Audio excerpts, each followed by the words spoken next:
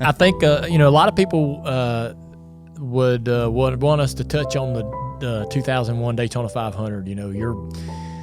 You obviously me and the Earnhardt family, Schrader. There's all kinds of people that are part of that story, willingly or not, right? And I wanted to just share a quick story about that. We, I think, went to Rockingham the next weekend. Yeah. I didn't want to go. Yeah, I didn't either. I didn't want to. It's funny. I didn't want to go to Rockingham, but I knew I damn sure didn't want to be anywhere else. Mm. That was like the one place. It was the place only place I really could go. But I didn't want to be anywhere. I don't remember if it was I don't think it was a phone call. I think me and you saw each other in person. Might have been as soon as we got to the track on Thursday.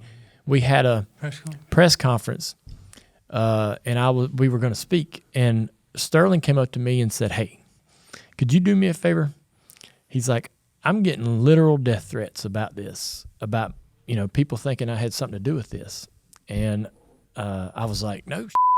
And he's like, "Yeah, it's bothering me, and I think you're the only one that could fix it." Remember that conversation? Yeah.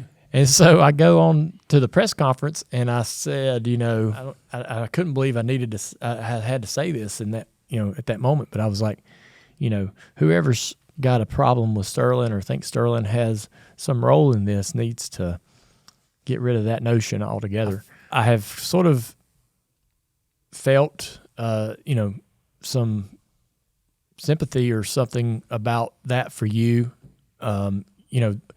Everybody that ever drove a race car, especially all the guys that were on the racetrack in that moment, know that we were all out there racing our ass off. It's the last lap of the race, and we're all hauling ass and trying to get to where we're going, right? And that was a race, and that was a racing crash, and those happen every race, And so, and I know that maybe the majority of common sense folks out there watching it knew that was a typical racing accident.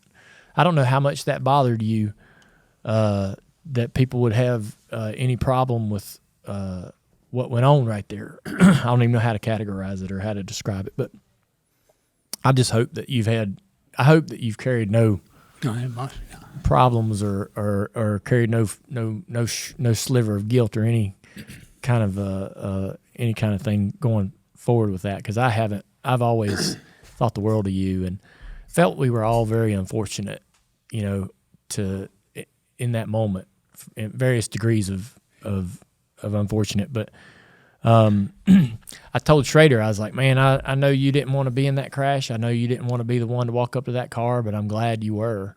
And I was more than happy to assist you on that day in that press conference to quell any kind of. I can't right people. It stopped like that? Stop. Good.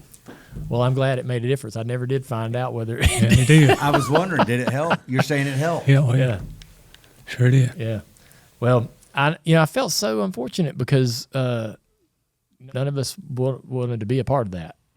That whole experience. That was a horrible thing. But and the whole sport had to go through it. But I know people would want us to touch on that during this conversation today.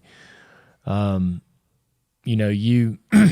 I will say, man, I mean, after that and moving forward, knowing you and getting to know you and the person you are and the way you look at racing, I've really enjoyed it. I really have. I don't think I knew you too well before I started racing in the Cup Series, but from 2000 when I started all the way through pretty much when you retired and the last time we saw each other,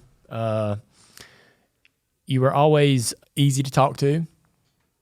I'd see you, if I saw you and we were within 5 or 10 foot of each other in the garage, we always said, "Hey." You would always go, "What you doing? What's he doing? What you got going on?" You were friendly.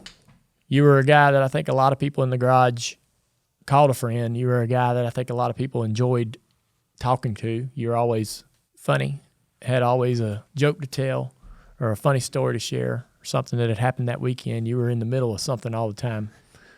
And high school. yeah, you were kind of the class clown, if you will, in the garage. The guy always in the middle of something. Everybody knew there was going to be a story with Sterling. I did 4-6 dynamite. Ooh. I was just sitting here thinking about Talladega. You put dynamite under somebody's van.